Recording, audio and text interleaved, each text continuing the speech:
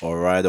It is a massive arms day today, but today, what I'm going to be voice overing for this video is how to get lean or shredded the right way. Okay, how to do it properly. So, one, you do not bounce back into where you were before, and also you do not basically put on more weight than you actually started with. Okay, but we're also doing the bicep and tricep workouts. I'm going to take you guys through it as we go. Most of the principles that are involved in this workout is basically working from a lighter weight with more reps and slowly increasing the weight. And once we get up to heavy weight, we basically control it. So it's a nice long episode today, but I want you guys to stay with me right to the end, not just to help my algorithm as well, but you guys are gonna be learning a lot from this episode. And if you have any questions at all, drop them in the comments below, and I'll 100% answer you straight away. This is a very, very good one. Now, a little bit of an intro here. I've got my client Jesse. So Jesse won the overall title. So he won the whole show in the state titles last weekend, and he was competing in a division called Classic Physique. Now, when it comes to competitions, you have to get extremely lean, and that was last weekend that he won it, and he is still in pretty good shape at the moment. So, we're going to be talking about, first of all, how to get lean the right way so you don't want bounce back and put on all the weight. And then two, how to also control yourself as well too after you get to where you want. Also, we're gonna address little some topics about, what should you do? Should you be bulking? Should you be shredding? Because I know that's a question that's been asked a lot of times, if you're feeling like skinny fat kind of thing, what should you be doing? Should you be putting on muscle? Should you be going through a lean phase or bulking phase? So there's a lot in this episode, and I want you guys to stay with me. Now, I'm also going to be commenting on our videos as well because there's a lot of technique work today. When it comes off to our tricep push downs, because we're at it now, I thought I'll just address it. What we are doing is we're basically making that elbow actually seep forward on the way up, so it allows us to activate our outer tricep as well too, while we're working. So nice control. I know we're going heavyweight. It doesn't matter how heavy we're going, we're still controlling the movements. This is one of the principles that we're following here. When it comes to our heavyweight today, we're taking our time to warm up into that weight, pumping as much blood in there. But by that time, we would hope our joints are now ready to take on a nice movement. We're only doing 8 reps anyway, so it doesn't really matter. But we're going to be doing 4 sets of this exercise as well too. Okay, so while we're going on to these 4 sets, I'm going to explain a little bit about getting lean. Now, let's start with how do you get lean? How do you get shredded anyway? Okay, first of all, you guys have to be in a deficit. And if you guys don't know what the deficit is, let's go back to our start, right from the start. Okay, what is maintenance? Okay, deficit just means eating under your maintenance calories, or there's another way you can be in a deficit, which is basically increasing your energy output, which means doing a bit more than you're supposed to do in a day and keeping your calories the same, which exactly is the same because you're still eating under your maintenance calories. So essentially the same thing. What is your maintenance calories? For those of you that don't know what calories are energy that's burned from food. Okay, so if your food has 30 calories in there, okay, some of those calories can come from your macronutrients, which can be protein, it can be fats, or it can be carbs. Protein holds 4 calories per gram, fats hold 9 calories per gram, and our carbohydrates hold 4 calories per gram. So you can see what macronutrients, these are macronutrients, hold more and will hold less. Okay, now, when it comes to getting lean, the first thing everyone's gonna say, if you are slightly educated in there, is gonna be like, look, make sure you're eating the deficit, which is entirely true. But when it comes to getting lean, for me, I say the first thing that you gotta focus on is actually the opposite. I think you always have to fuel your body enough so it's working. When you're in a deficit, okay, you're actually trying to basically pull your body into a place where it actually is going to be struggling because it's not used to it. Okay. So if you're about to get lean and you jump straight into a deficit, okay, and your body's not working efficiently. So let's say I have a client and they already eating 1800 calories, okay, and then I put them straight onto 1500 calories in the deficit, or even put them onto 1700, okay, but their maintenance is 2000. Now what I'm doing there is their body has probably not been working well, depending. This is very specific, depending on what they've been doing, if they had a goal. And this is not saying that the client has not already been in the deficit, like, or losing weight and just wanted to continue from there. Okay, but it's a client that just hasn't been eating well and ideally has been putting themselves in the deficit. So now what I'll do is I actually make sure you go back to your maintenance calories, or just slightly over maintenance. In fact, we'll put you in a surplus, but not a big enough surplus that your body is going to change. Okay, so I work in a little bit of a body recomposition, which basically means my goal at this point is not to lose weight or put on weight. It's more to actually just adjust your body's structure, recompose your body's structure as well. So when we say recomposing your body structure, this can be building muscle tone, looking leaner in that point, and just again, just looking different, but not focusing on decreasing your weight or changing your weight in that purpose. Okay, so like I said, we get first straight into a maintenance phase or slight surplus phase, and then we start reducing our calories over time to get into a bit of a deficit. So these things are super important when it comes to losing weight, and it's one of the biggest principles. Like I always say, make sure your body is working well first, because if your body starts to work well, it's easy for you to actually manipulate these things and get into a better position. So a lot of the times people struggle with their diets, and they struggle with not making progress, and they might still be in a deficit. But when if you're already in the deficit for a while and there's other things in your body that aren't working efficiently, it makes it actually hard for your body to continue with this. Okay, so nice controlled. Going back into this was our tricep bench press, so closer grip bench press. Just trying to focus on the triceps over here. Again, following quite a similar principle. And when it gets to heavier weight, we get some nice control in and focusing on the squeezing of our triceps. So these things are super important when it comes to our tricep work. Okay, and you can see Jesse's triceps over here just bulging out, especially as he is getting ready for his competition. So that's a very, very important factor to take into consideration while we are lifting, making sure we can really feel the muscles work. And you also see some adjustments as well too in his tendons. Now, when you look at someone lifting and you control the weight, look, everyone's got different biomechanics. That's why I never say like there's anything right or wrong. However, ideally, there might be a bit of position change in some of our joints as we go through the motion, especially when you start lifting slow. This is a great way to actually test yourself out. It's always just record yourself and see if there's a bit of a change. What you do, if you actually are able to connect your mind and muscle together, okay, you should be able to see if your body changes any sort of position, so you can get submaximal contraction in the muscles. Okay, so this is very, very important for you guys to discover, to analyze your form and technique.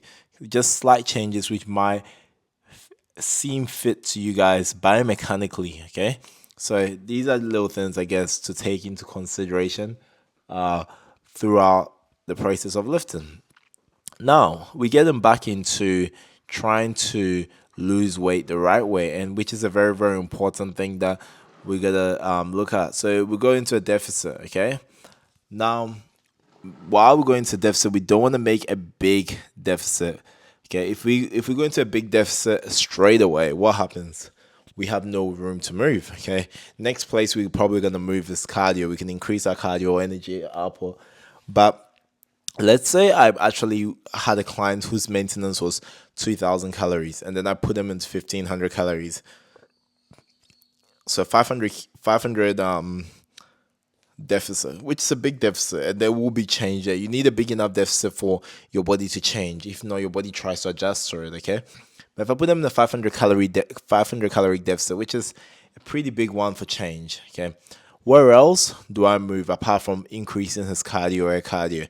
Okay, so all my their overall energy output or their steps or whatever they're doing. Okay, it makes it harder for them to move. So this is why another reason why you could potentially even start by increasing the overall calories or overall intake, because you might actually find that there's an adjustment there. You might not even need to go into such a big deficit for your client or for you to be able to drop weight or get leaner efficiently as well too. So these are some of the things that you definitely take on overall. Now, diet breaks. Okay, now if you're not doing a competition and you're just trying to get leaner for lifestyle, it is quite important for you to have some diet breaks as well too, where either there's a spike in your calories or you basically get to eat a lot more or different foods that you really enjoy in between your dieting phase to give your body a bit of a break. Okay, now how long should diet breaks last? Everyone is different. So if you guys have a coach you're working with, I just say trust the process, trust your coach, or why are you with them in the first place? But if you're just simply seeking for advice, my personal opinion, everyone is different. For me, it takes me actually working with a client to be able to figure that out for the person and how long they need for their diet break. Yeah, so it just depends. Now, why do we need a diet break in the first place? Okay, your body adjusts to everything. That's simply it. Your body literally adjusts to everything that you do. That's called homeostasis. Bit of a science class here. Now, if you're sweating, your body is gonna try and cool down because it does the opposite to try and make you normal, stabilize. Okay. Now, during this could be a good thing for us, but this also can be a bad thing when it comes to dieting. If we, let's say, drop our calories by 500 calories, okay, the crazy thing about that is eventually our body is going to start to adjust to that, and then our 1500 calories, I'm using 1500 calories from our previous, becomes our new normal. Okay, now there's one issue with that. If 1500 calories becomes our new normal, then we are basically eved because we have no room to move. What do? We give ourselves a bit of a diet break and we slightly increase our calories. Now, in the same way as well too, remember our body is also trying to basically maintain or keep stable with our weight. So if we ideally increase our calories, our body is supposed to try and actually keep up with that without trying to change our weight. Okay, so how's this gonna do? It's gonna also speed up some of the processes in our body. Our metabolism could be one. So this is what when people say I'm trying to improve my metabolism, this is where good diet break can be handy. You know, and what that does is it changes your maintenance levels. Okay, and once your maintenance levels get changed as well, because your body is now gonna adjust to it, so your new estimated energy requirement for the day goes up, right? So now if your energy requirement goes up, that means you can ideally eat more. It means your maintenance levels have gone more. Okay, now once that's changed up, okay, that also allows you to go back into a deficit again. So that's what your diet break is. It's basically you getting a little bit of a break, just for your body to adjust back to its maintenance levels, and then you can go back again.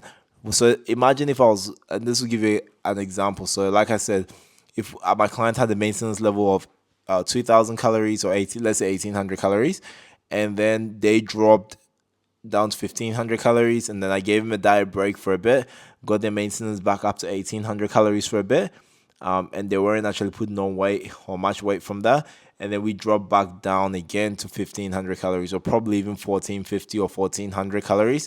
They will start to, hopefully, if their body's adjusted properly, they'll start to move again with weight. Okay, so these are some of the things, that these little tips. Now, in this with this topic, I actually talked about how to diet properly. Okay, how to diet so you don't lose the weight and put it back on. Okay, now going into bigger deficits. Okay, this is the problem and the biggest issue with most of what we do. Most of the time, you know how I talked about our homeostasis and our body adjusting. We could finish a diet plan, okay? So we've been dieting for, let's say, half a year or a long period of time. Now, given this a bigger margin, let's say I went down to 1,500 calories and then I went down to 1,300 and I end up going down to 1,200 by the end of it. Let's say we're doing a competition, for instance, which is probably one of the best analogies I can give. Now, by the time my client is probably up to 1,200 calories, which is extremely low, okay? The biggest mistake we do is we do not reverse out. So, if you do not reverse out, what's gonna happen is, like I said, your body gets used to everything. So your 1,200 calories eventually is gonna be getting closer to your maintenance. Okay, so ideally, if you were still dropping on your competition day or the week of your competition, your maintenance is probably sitting at like 1,400 calories or even probably 1,500. Now, if you go back to eating normal, which when we say eating normal, you can eat a bit normal. You're gonna be eating normal foods like, you know, you have some chocolate in there, your ice cream with caloric dense foods. The issue with that is this becomes a caloric overload, and you're basically telling your body you want to put on weight, okay? Because your body is not normal. You don't go straight from 2,000 calories to 1,200 and then go all the way back up again. This is just an influx of calories. You're overloading your body. You're literally doing ideally what you were doing in the first place for your diet. And we're trying to get a reasonable deficit so you can lose weight, but we're doing the opposite of that. We're trying to get a reasonable surplus so we can put on weight. This time you go in, imagine saying we need a 250 calorie surplus for you to put on weight, and this time you're going for 1,000 calories. So you can see how people can put on like lots and lots of weight in the shortest period of time after dieting. So when I say how to diet and get lean the right way, it's simply not doing that, okay? It's simply making sure you also reverse out.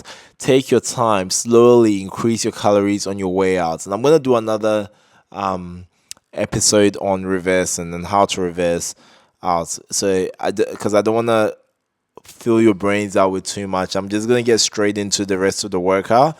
And go a little bit over the exercises, some of the exercises we missed as well too, because we missed quite a few in the discussion. So today's workouts, I've got some numbers there so you guys can follow through and see the exercise we did. This is our last exercise, which is dumbbell bicep curls. We've got hammer curls and unilateral curls, a mix of them.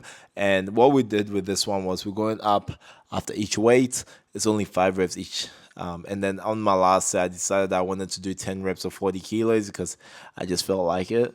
But basically started off from a very, very light weight and then increased the weight after every single set. So that was where it was at. It was more about just slowly increasing the weight.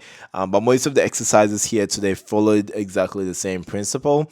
We had 25 reps, 15 reps, 10 reps, and then 8 reps. And during those 8 reps, we got that chance and opportunity to control the weight, which was awesome. It was absolutely brilliant for it as well too. So that's pretty fun. And yeah, it's been such a great workout, and we've got my boy Jesse who's going to be going to the nationals in a couple of weeks' time. So he's going to take on the nationals. So he's currently the classic physique state champion in Adelaide. Okay, in South Australia, the whole of South Australia, in the natural federations too. So yeah, it's exciting. It's a dream come true.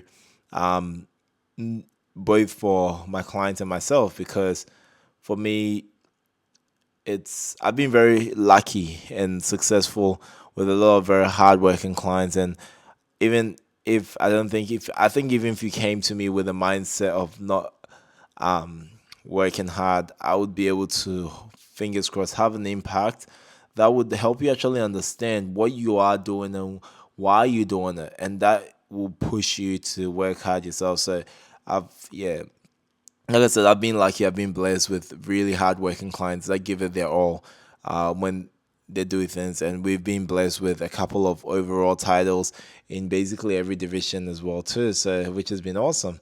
and I'm excited to help people get more. So if you guys are looking to compete in any bodybuilding federation, I coach online, so you don't have to be in Australia. Feel free to send me a DM at Kwame Duah on Insta. Um, Email me kwame@kwame.com.au. All my details are actually in my bio of this page. I want to help you look the best version of yourself. Okay, that's my goal. We did some poison here as well, coach versus client. Um, yeah, my boy is looking insane at the moment. So, and then afterwards, I went through some poison practice as well. And one of the things, another thing that you guys would notice is poison is everything. It's literally everything. It creates this illusion of making yourself look bigger, more aesthetic, having a smaller waist. It's amazing. Bodybuilding is not. So for those of you that don't follow much bodybuilding, bodybuilding is an art. That's why bodybuilding I don't think is a sport, It's more of an artwork than a sport. So yeah, it's really something that your body is a canvas, and you work hard to put your body in a good position. Okay, make that canvas artwork and display it. Now you're just my boy Jesse going through some classic poison as well. We're going to nationals this time. We are just going there at our best. Okay, I mean Jesse's bringing in, like, this guy doesn't stop working. Literally, proud's an understatement. A very very hard worker as well, but not just in bodybuilding, in every aspect, other aspects of his life. So for me, that's motivating. From a coach's perspective, I really pull my hats off to this dude. He worked hard and everything. Like I his sure I said that, I was like, bro, everything you've done, you're literally just reaping what you sowed. It's been you from the start, bro, and I'm proud of you. And for me, it's very rewarding to be a part of your journey, and I really appreciate it. So that was a big thing for me, and I'm ready to see Jesse go on to bigger things. He's only 25 years old, so he's a young lad, and I know he's gonna do amazing as the time goes. So he's done really, really well for himself, and super proud of him. And I'm excited to see him grow and do bigger things. Hope you guys enjoyed this episode. Much love and respect. Bye.